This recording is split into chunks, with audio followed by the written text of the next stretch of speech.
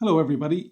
Today I'm going to take you through a quick guide to the fretboard on an Irish banjo, understanding where the notes are, which frets are most commonly used in Irish music, and a little explanation of the names of the notes that are used conventionally in traditional Irish music. So there are loads of mandolin versions of this on YouTube, particularly because of such an interest in bluegrass music.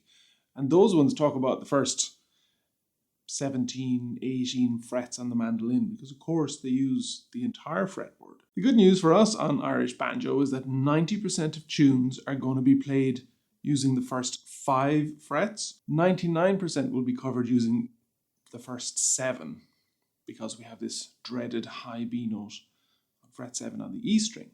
And in very rare occasions, there are tunes that might go up to fret 9 or fret 10.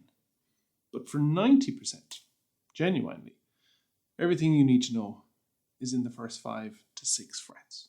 So we're going to talk about the names of each of the notes on each of the strings. The easiest way, literally, is to begin to learn them off. My musical knowledge is based on having done piano lessons as a kid. And if anybody has done any piano, you're going to know where middle C is. And it's like literally the middle of the keyboard, and it's the white C note around which the names of all the other notes are based. That creates some conventional language that does apply to the banjo, but we're going to start with the D string.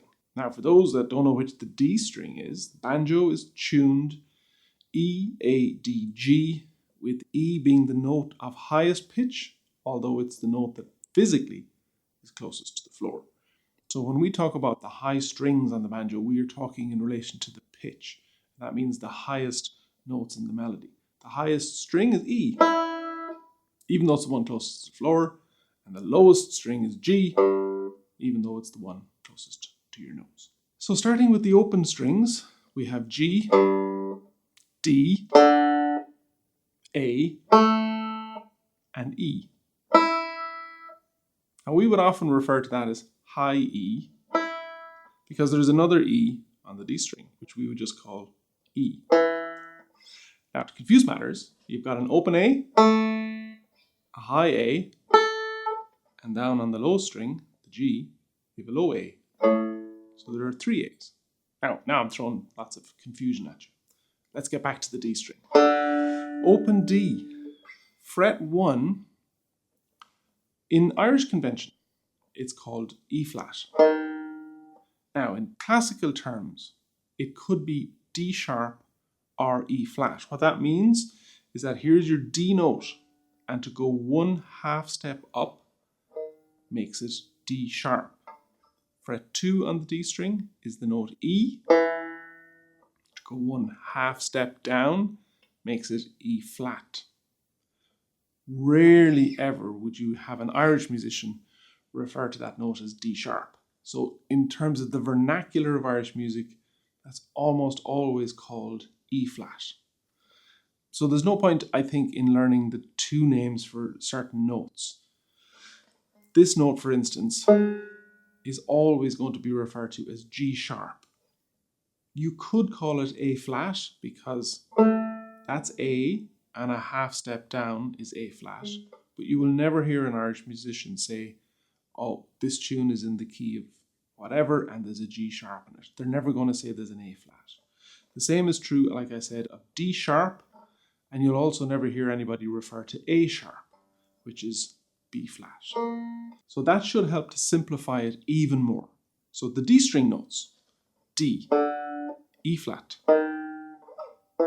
E or E natural, F natural, F sharp, G, and G sharp. The next note after that, fret 7 is A, open A string is also A. So the banjo is tuned in fifths. So fret 7 on the D is the same as the open A string. So just to go through that again, D, E flat, E, F natural, F sharp, G, G sharp. You're wondering, why don't I call this G natural? Because I called this G sharp. And you're right. The reason is, I think, because most tunes have a G, so therefore we don't really need to signify it as being G natural. Whereas most tunes, and I'm talking about the keys of D, the key of G, and the key of A, in which a lot of Irish music is based, all of those tunes have an F sharp. Therefore, it's more unusual to have an F natural in a tune, which might be in the key of D minor. And so because it's different to the norm, we call it F natural and F sharp. And often somebody would say, oh, the fourth note of that tune is an F. And that would refer to F sharp because we're in the key of D. So that's why we don't generally call this G natural, G sharp, A natural, A sharp. There are certain notes that are just known within the convention. So we don't say this is D natural, although that is technically its correct name. D, E flat, E, F natural, F sharp, G, G sharp, onto the A string, we got A, B flat, technically A sharp, but we don't call it that really, B, C natural, C sharp, and again this relates to the convention. And of course it's got its frets 3 and 4, so similar to the D string, so we've got C natural and C sharp. They're probably two of the more interchangeable natural and sharp notes depending on the key that we're playing in. So for example, if we're in the key of G major, the C will always be a C natural. If we're in the key of D major, the C will always be a C sharp. So that note does change more depending on the key that we're playing in. So C natural, C sharp, fret 5 is D. Or we would call this high D because this is D. The open string, high D. Next note, D sharp, generally speaking, people call it E flat. Up onto the E string, we have E, we're back to our F natural, F sharp, G, G sharp, A, fret 6 is A sharp because it's a half tone up from A. Generally speaking, it would be called B flat. And fret 7 is B. If you try to play any Irish tunes with fret 7 in it, that's the dreaded stretch. So this is B. Up from there we get into C natural, C sharp, and D. What you might have noticed is that we have a repeating alphabet of letters. There's only 7, 8 notes in the scale, so a repeating pattern of 8 letters. And if we start on the A string, we've got A, B, C, D, E, F, G, and back to A. So even in alphabetical terms, we're only using 7 letters of the alphabet. A, B, C, D, E, F, G. And depending on what key you're playing in, you may have a B flat, a C natural, a C sharp, an F natural, an F sharp, G, G sharp, A, B flat. Let's go down to our bottom string. Starts on a low G, G sharp, A, B flat, B, C, C sharp, and then back to our D.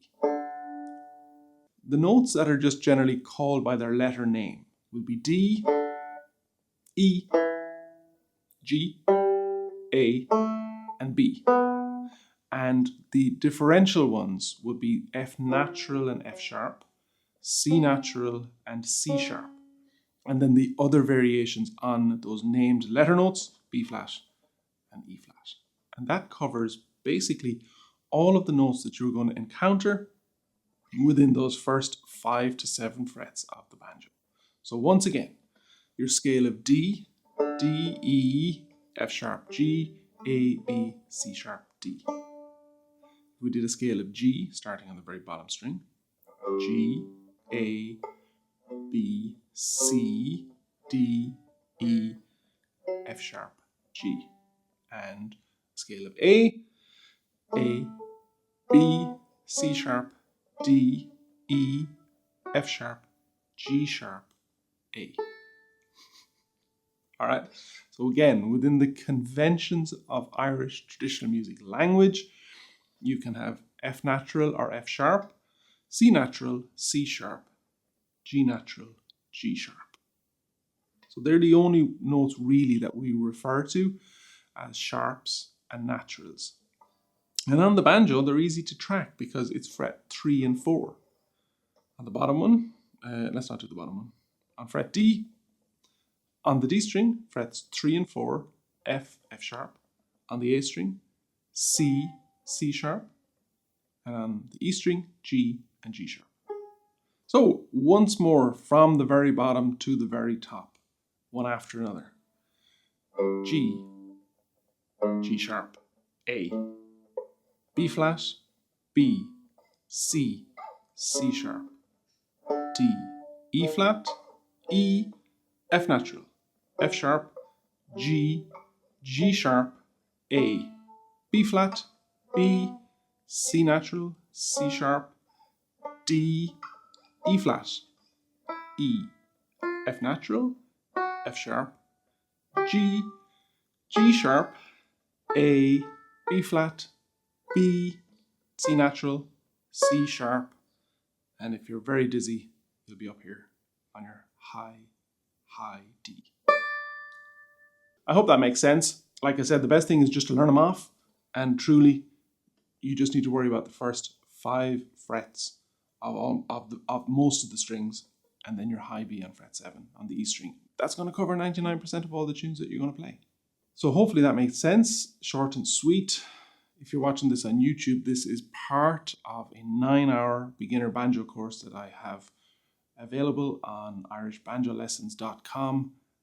Covers everything you could possibly need to know about playing Irish banjo.